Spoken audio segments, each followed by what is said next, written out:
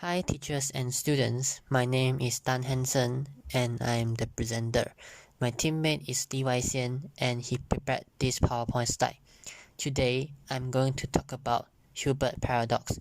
First of all, I'm going to introduce you the mathematician who introduced Hilbert paradox. He is David Hilbert. David Hilbert is a German mathematician. He discovered and developed a broad range of fundamental ideas, such as calculus of variations, commutative algebra, algebraic number theory, and foundations of geometry. He also devised numerous of experiments and thoughts about mathematics, such as Hilbert paradox, Hilbert's axioms, and Hilbert's problems. So, assuming that there is a hotel with infinity rooms and a hardworking hotel manager. One day, the hotel is fully filled with infinity guests. What if there is one new guest asks for new rooms? The manager assigns the guest in room number 1 to room number 2, the guest in room number 2 to room number 3, the guest in room number 3 to room number 4, and so on until the guest in room number n to room number n plus 1. With this action, the room number 1 is unfilled. Therefore, the manager assigns the one new guest to room number 1. What if there is 20 new guests ask for new room? The manager assigns the old guest in room number 1 to room number 21, the room number 2 to room number 22, and the guest in room number 3 to room number 23, and so on until the guest in room number n to room number n plus 20. With this action, the first 20 rooms are unfilled. Therefore, the manager assigns the 20 new guests to first 20 rooms. And now, what if there is one bus with infinitely many guests in it asks for new room? The manager assigns the guests in room number 1 to room number 2, the guests in room number 2 to room number 4, the guests in room number 3 to room number 6, and so on until the guest in room number n to room number 2n. With this action, the even number rooms is filled and the odd number rooms is unfilled.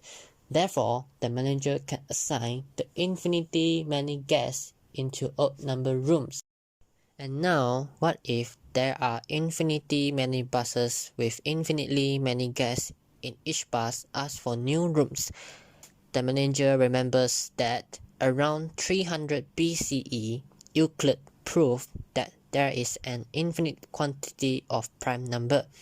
Therefore, the manager assigns the guests in each room to the room number power of first prime number, which is 2. Example, the guest in room number 1 to room number 2 power 1, which is room number 2.